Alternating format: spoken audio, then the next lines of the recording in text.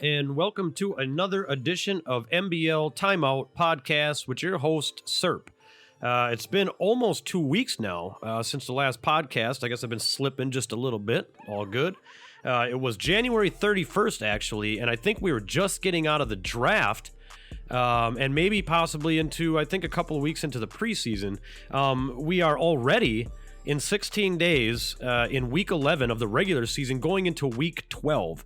So if you think about that, I mean, geez, is that about 16 days and we're already in week 12, I mean, of the regular season? We've already got some of the positions set for the playoffs. I mean, some of the division standouts that most likely will be, winning the division. A lot of battles going on as far as wild cards, etc. Of course now, yet to be solidified. So we're going to be talking about that. We got to get everybody caught up on who's what, and if some of the old top of the divisions are still there, maybe got some new faces at the top of the divisions. We'll go into that. The standings, of course, the OBJ trade from the Browns to the Bucks. I remember the last podcast when we talked about those trades, I was going to kind of hit on him mid-season, which it's a little bit later than that, actually, but I wanted to hit on that and see where he's at, see how he's doing with the Bucks. And then also there was the trade with Mike Evans going to the Saints.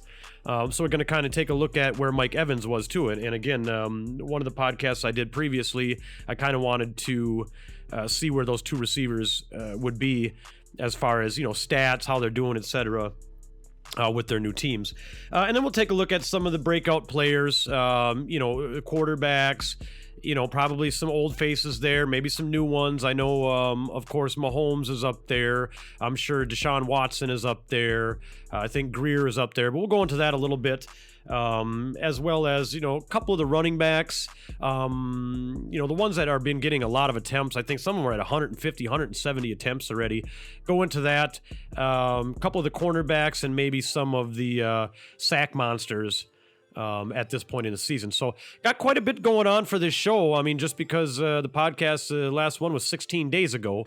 So let's get right into it. I'm feeling good. I mean, it was negative 24 degrees here yesterday in central Wisconsin. So everything sucked. Life sucked. Wasn't good. Now it's 40 degrees. I don't know what's going on. I don't know what's happening with nature, but anyway, let's get going.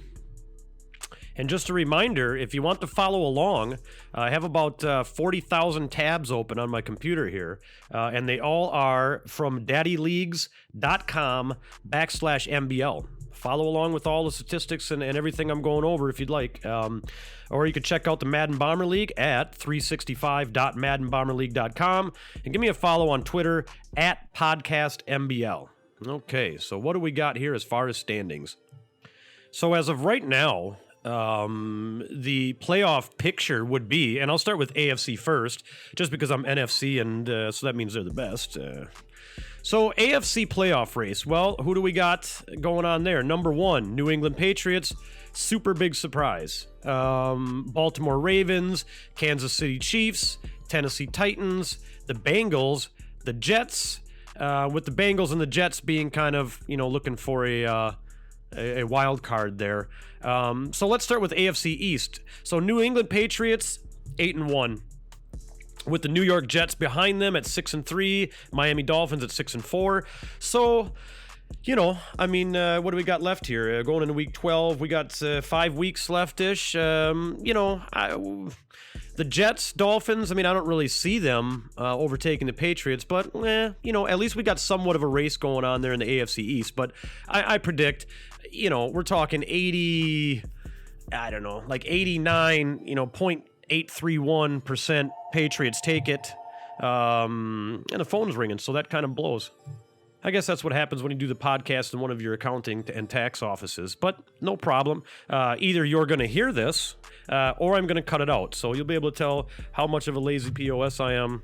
I guarantee you're probably going to hear that. But in any event, so let's get back to it. So AFC East, that's kind of the way it is. The Buffalo Bills, I don't know. I don't know what they're going. I think they're part of it, of that division anyway, but I can't be sure. AFC West, Kansas City Chiefs 8-2. And I mean, the next contender there is the Chargers at 5-5. So there's nothing doing there. Denver Broncos at 2-8, and the Oakland Raiders have passed away, I think. I don't know. So the Chiefs, I mean, we're in the 98s percentiles and up there. Again, they could probably just kind of rest everybody for the next 5 games. Make sure they got no injuries going into the playoffs, and they'd be cool. But good for them anyway. So the first 2 divisions, AFC East, AFC West, same faces. Motor has won that division for the AFC East, I think 3 or 4 times already this cycle, and Lip with the Kansas City Chiefs have won 4 or 5, I think 4 this cycle. So AFC North, Ravens and Bengals 8-1 and 8-2. So that's awesome. And that was about the same as last year. It's the Ravens and the Bengals. So the AFC North is kind of exciting in that aspect, is that they're kind of like the NFC. The NFC has a battle for almost every division always. So Baltimore Ravens, Cincinnati Bengals, that's great. I mean, that's a 50-50. I mean, I give the Ravens a bit more just because their defense and kind of their play style, I guess, seems to pull out more wins. But I mean, the Bengals are there. I would say Baltimore Ravens, 54%, Bengals 46%, the Browns at 5-5, the Steelers at 5-5. I don't really think anything much is going to go on with them. But possibly a wild card. I mean, I just played the Steelers. Maybe a wild card. And what do we got going on here now? Tennessee Titans in the AFC South. Tennessee Titans, Indianapolis Colts. 5-4 for the Titans, 4-6 for the Colts. Bombers won that division forever. I don't see that changing. The Titans and the Colts are the ones on top, and the Houston Texans by Bomber are 3-6. But now that he's kind of back in action, I mean, I expect the Houston Texans, let's see, 6, 7, 8, 9, they've got 7 games left. Wait a minute, how does that 6, 7, 8, 9, 10, 11, 12, 13, 14, 15, 16? Yeah, they got 7 games left. How does that happen? In any event, they're going to end up 10-6. So if they're at 3 wins right now, they're going to end up at 10-6. I mean, maybe 9-7, maybe 9-7.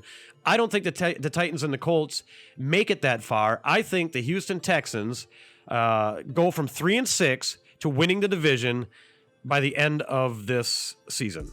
A percentage, I'm going to say, and we're in the upper 80s.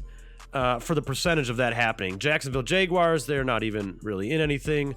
That's going to be interesting. That's going to be kind of fun to watch the AFC South, to see if the Titans or the Colts can kind of fight the Texans off, or really they're just going to have to do good themselves with the rest of their games going forward, to try to keep on top of that division. Or are the Texans going to just go nuts and overtake them? I think the Texans are going to take the division. So that's the AFC. So again, the East, we got the Patriots. They're going to take it.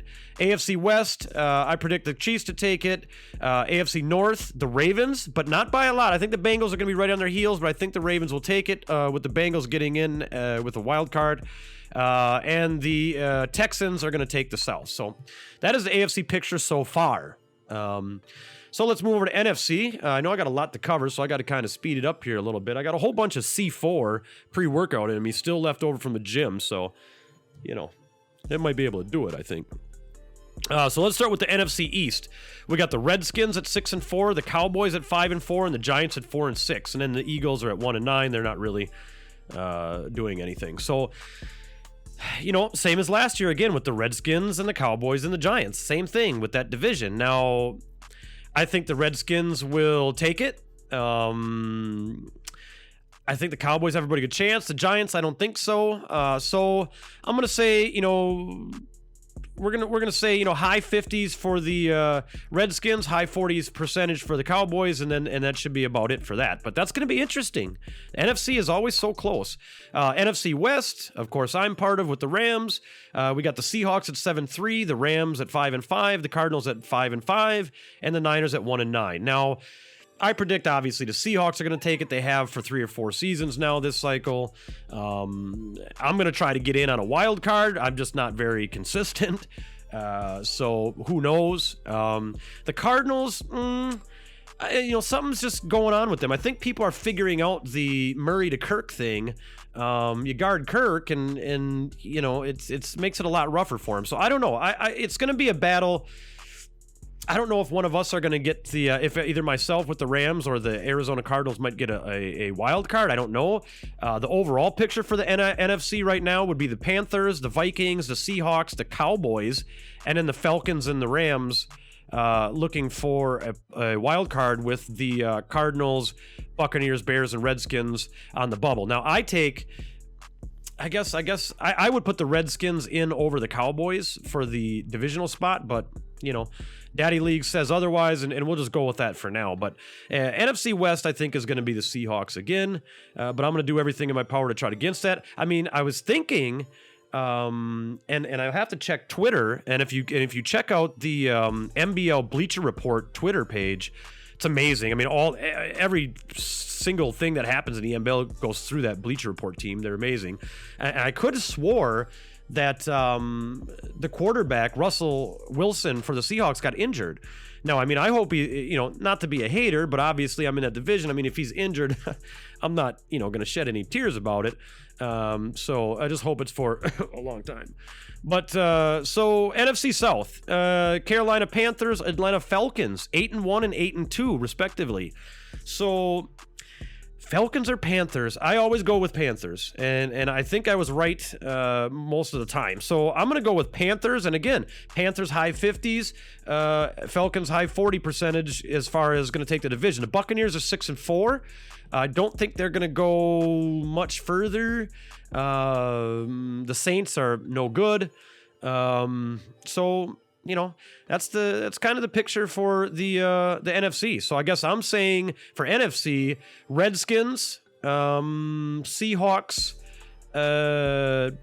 I just passed up NFC North, didn't I? Well, let's go back over NFC North because it's the Vikings all the way. I mean, that's one of the ones where the clear victor for the NFC is at the top. There's not much of a battle there. It's the Vikings. Vikings at 8-2, and then below that you got the Bears and the Packers at 5-5, and the Lions are playing an A game. I don't know what it may be. It's not football. So let's go back through that real quick. Again, NFC East, Redskins, NFC West, Seahawks, NFC North, Vikings, and then the NFC South, Panthers, but not by much. All right, Falcons are right. I mean, the Falcons, I don't know. That might change by the next podcast if I still, I don't even think I'll get another one in by the time we even hit the playoffs. But in any event, we'll either have another kind of prediction on who it may be in the playoffs, or we'll be in the playoffs, and we can tell whether I was right or wrong. So that's the breakdown so far. Divisional standings, who's going to make it into the playoffs, etc. So let's kind of go into. I have still want to go out, as far as breakout players, who's doing well, and kind of go to individual players on those teams. But right now, I just want to go into the OBJ trade from the Browns to the Bucks, and the Mike Evans trade from the Texans to the Saints. And let's just kind of see where they are now. And I'm going to start with OBJ first. So let me bring up that tab. So Odell Beckham Jr. Traded to the Buccaneers from the Browns. So with the Browns, for the past, 1, 2, 3, 4 seasons, well, all of the seasons prior to the Buccaneers, he was, 1,000 yards, had 2 seasons ago, had kind of a down year. I don't know if that was from injuries or what it may be. It looks like, because he only got 32 receptions 2 seasons ago and barely broke 600 yards with a touchdown. So nothing good there. I think it must have been injuries. I didn't really look too far into it. Go to, again, daddyleagues.com/MBL, and you can kind of check it out for yourself, or if anybody knows, especially the Browns, let us know. Put it in the comments. Let us know what happened 2 seasons ago with OBJ. The last season with the Browns, he broke 1,000 yards for the first time, had 6 touchdowns, and 137 fantasy points, and they traded him. Okay, well, so now he's with the Buccaneers, and we're going into week 12. We're in week 11 still, going into week 12. He already has 631 yards. So, I mean, he's and 6 touchdowns. He's already had as many touchdowns as he's had in one of his best seasons with the Browns already now, with 45 receptions. So not bad at all. Not bad at all. So he's doing well in Tampa Bay. And I play them today, so you can expect him to be double covered, usered, etc. So if you're hearing this, don't listen, because I just gave that away. So, but I mean, geez, 30 years old. I mean, he's still 94 speed, 94. I mean, this guy is a freaking monster. 98 overall, X factor. I mean, he's just insane. So good for the Bucks. Really good trade for them. He really became a viable part of the wide receiver core and is doing well. So there's the OBJ trade, and it was good for the Bucks. So let's move in now to Mike Evans. Because he was a great player for the Texans. So let's see where he's at now with the Saints. So not as good. Not as good. So he was with the Buccaneers for a couple seasons. He was with the Texans for 2 seasons. The first season he was with the Texans, which was 2 seasons ago, 1,700 yards and 15 touchdowns. Insanity. 94 receptions, 1,700 yards, 15 touchdowns, 262 fantasy points. Just insane. I think I actually had him on my fantasy team. I mean, I didn't win. All the other players I had were duty water, but yeah, wow, just insane. The season after that, which was last season, he dropped off a little bit. Still 1,200 yards, 11 touchdowns. Still a very viable player for any team to come in, start, and just do some monster stats. So 1,200 yards last season, 11 touchdowns. Where is he at now with the Saints? 29 receptions, hasn't even broken 500 yards yet, and 3 touchdowns. So he went to New Orleans to die, essentially. I don't know if they shipped him over there in a casket, or if one of those, those carriages with a horse that carry the kind of the glass box, and you kind of put him in there and send him to New Orleans and give him some of that stuff that you put dogs to sleep with and just say, here, go ahead. But it's not good. I got big hopes for this. I mean, I like Mike Evans as a player. He's such an amazing, tall, athletic. I mean, he's tall as hell. His jump is like, I don't even know. It's got to be like 9,000. Well, let's check it out. I mean, what are they working with as far as Mike Evans goes? So he's 6'5". He's got 96 jumping. Catching traffic 97, spec catch 96.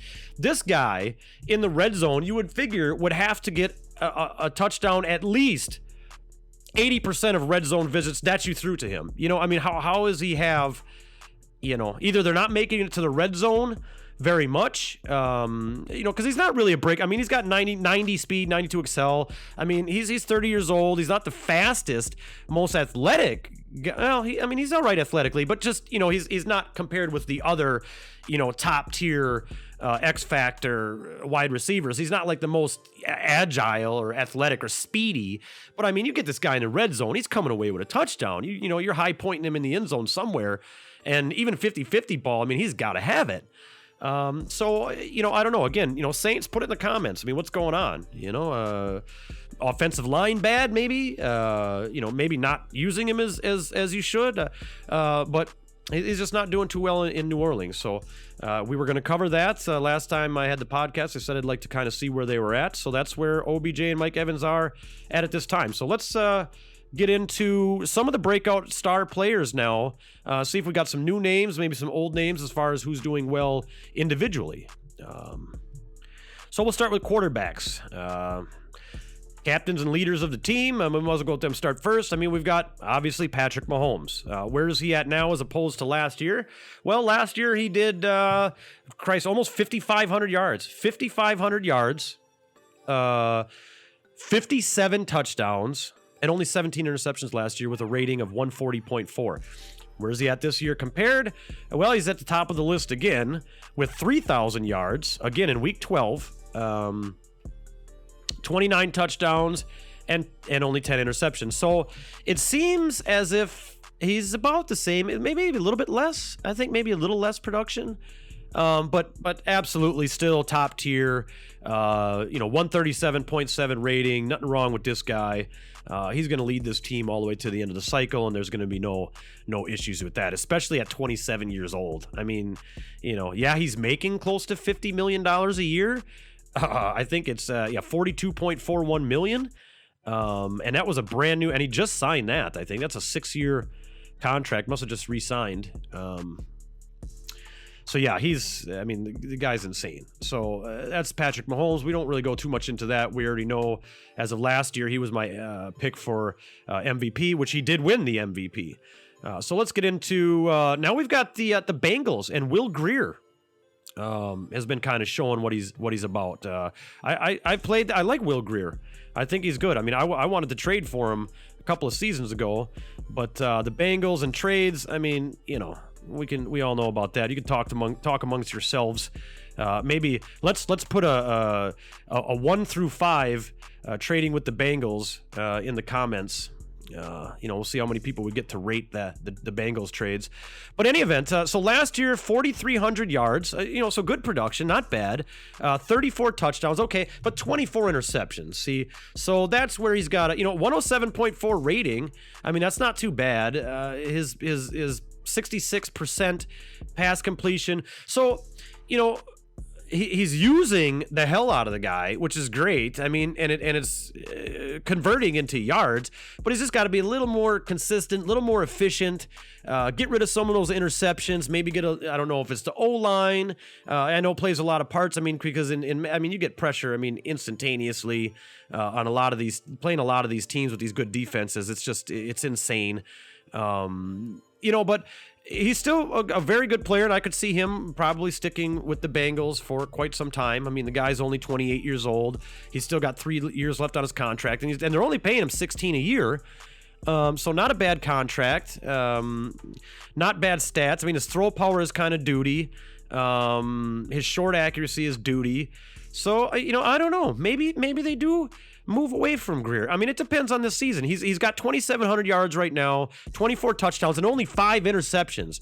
So and a 130.1 rating. So they really, really, really, really improved. So good for the Bengals, and that's probably why they're looking like they could take this division. Because of that. Because I mean, their touchdown to interception ratio improved drastically. And it's extremely drastically compared to last year. So 34 touchdowns and 24 interceptions last year, and 24 touchdowns and 5 interceptions this year. That's amazing.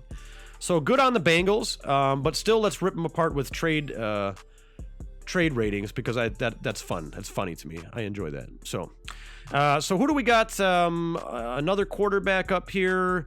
Looks like Dwayne Haskins for the Redskins. And again, if you remember, just 10, 15 minutes ago when we were talking about the standings, the Redskins are up on top. And I predict them to probably win the division. So let's see what's going on with Dwayne Haskins. So last year, 4,000 yards, 34 touchdowns, 25 interceptions. Sounds the same exact player as Will Grier, to tell you the truth. I mean, same exact stats. So now, have they improved as much? I mean, this guy's 26. They've got him for 6 years. They just re-signed him for 6 years. Great throw power, great accuracies. I mean, the guy's great. Nothing wrong with him. So solid quarterback. So where are they at now? So 4,000 yards last year, 68%, 34 touchdowns, 25 interceptions. They're at 2,600 yards this year with 29 touchdowns and 18 interceptions. So about the same thing, same rating, same quarterback completion percentage. So, I guess there's still a little work to do with Haskins and his performance as far as the touchdown to interception ratio, but solid guy, and they've got him on the top of the division, and I expect him, if not this year, next year to take that division possibly cleanly. But we'll see. So let's see. I think that might be all I have as far as quarterbacks that I wanted to go over. Oh, no, here, Russell Wilson. Okay, I got one more. Russell Wilson. Let me see if I lied, if I have one more or not. Let me check my next tab here. Is it a quarterback? No, it's a halfback. All right, so last quarterback, Russell Wilson.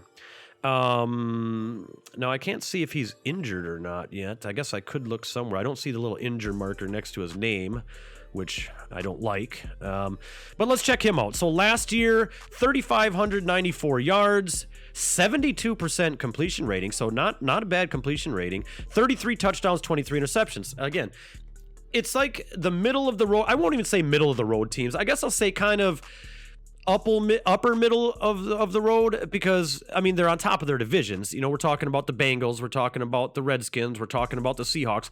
Their quarterbacks are the same as far as it's like they all get together in a group and say, hey, what are we gonna do? You know, this week I'm gonna throw this many interceptions and a couple more touchdowns, and they all just kind of get together and do it because they're all exactly the same. I mean, 33 touchdowns, 23 interceptions. So where's he at this year? Well, 2,500 yards already, 22 touchdowns, 15 interceptions, about the same. His pass rating is down just a little bit. So we'll see. But I mean, he definitely leads the Seahawks to a divisional win every season. So, you know, you can't say nothing bad about the guy, and he's amazingly athletic.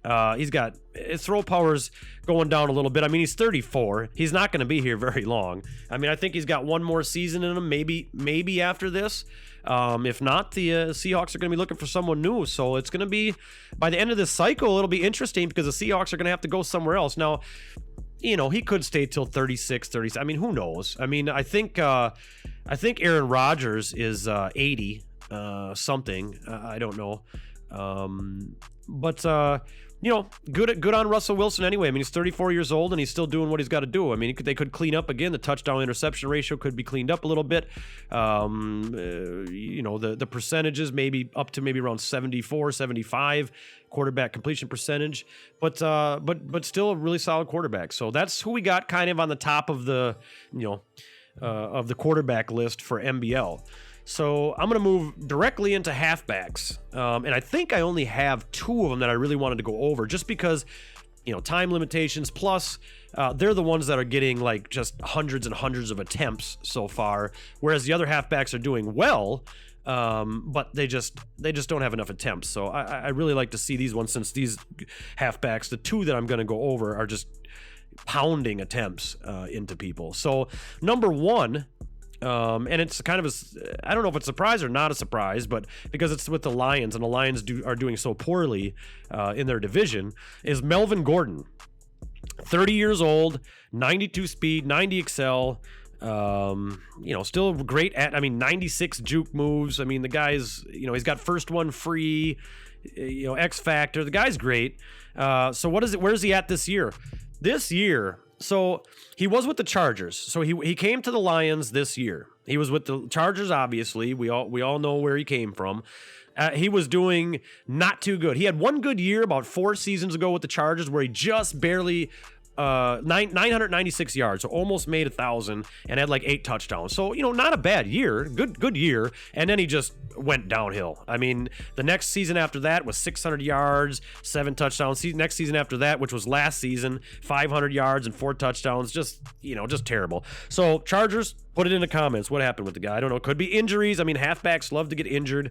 I know Gurley is injured all the time for me. He wakes up in the morning and he eats a bowl of injured soup before he goes to practice.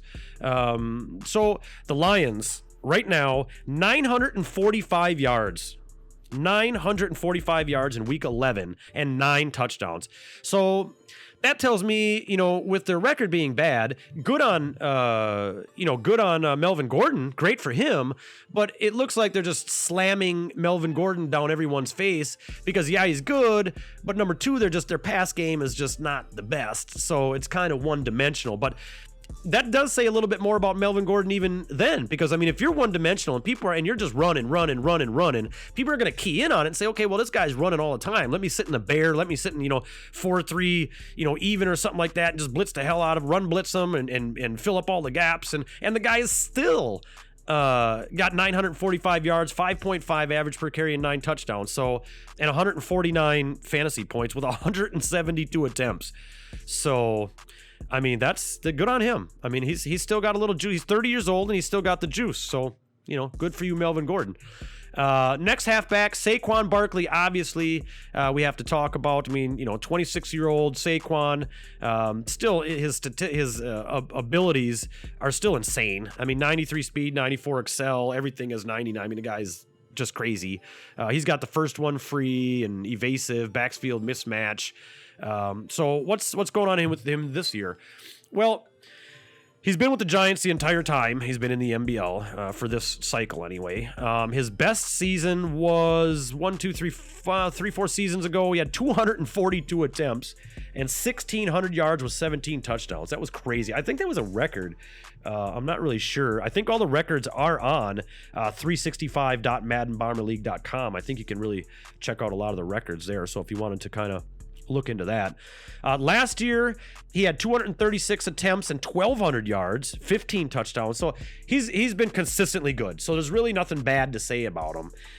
This year, 149 attempts, 864 yards, and 11 touchdowns already. So he's on pace for a great year again. So, I mean, I don't know if it's going to be maybe MVP season. I know there's a couple seasons that he was actually in the running for MVP. I don't know, with the way things are going and how everyone else is doing, that he's going to be that caliber, but possibly. So good for Saquon. So wide receivers, I picked a few of those just to kind of go into a few of the top guys. I'm not sure how many I got. Maybe 2, 3. Number one though. Let me pause this bad boy because I got to take a drink of this Body Armor sports drink because my mouth is dry as hell. 1 second. Right back at it. All right, so DK Metcalf for the Seahawks. That is Russell Wilson's number one target. 25 years old, 97 speed. His speed, I mean, the guy is ridiculous. The guy is just ridiculous. And it doesn't help that he's 6'3" with 96 jumping. So one of the top receivers in the league for sure. He's got Moss. He's got post-flag elite. He's got post-specialist. Every year, he's over 1,000 yards for the past 3 seasons. I mean, he struggled a little bit about 4 seasons ago. Could be injuries, most likely something like that again. 1,400 yards 2 seasons ago, 1,100 yards last season, 18 touchdowns and 13 touchdowns respectively. This season, he's already at 1,000 yards in Week 11 and 14 touchdowns. So he's going to blow last season away. And he's only at 51 attempts as opposed to 74 last season total. So yeah, I could see probably 20 more attempts though, with that many games left. But just crazy. Really good receiver. The yards aren't as much as some of the other stars, what you would think would be like Tyreek Hill or Hilton or OBJ or something like that, but he's a great wide receiver and absolutely a threat, and takes your user or a double team or something. I mean, you really got to do it. So good on Metcalf. How many? He's got about 187 fantasy points already. And 256 2 seasons ago at his best. So great wide receiver. And at 25 years old, I mean, he's only going to get better. I mean, he's just going to be insane. So yeah, that really sucks. So no, good for the Seahawks, bad for my division.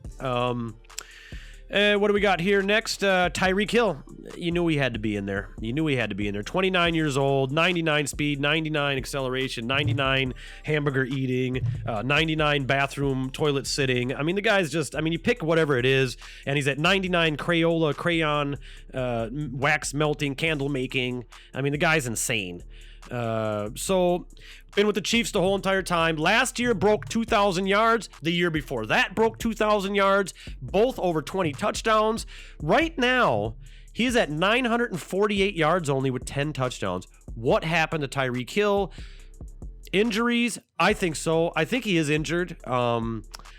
I guess I'd have to look into that. Chiefs, Lip, if you want to, throw that in the comments or something. If you hear the podcast, just type in injured for how long, whatever. But it's obviously something going on. I mean, he's only had 44 attempts so far this season as opposed to 106 total last season. So he's way behind in yards, way behind in attempts, way behind in touchdowns.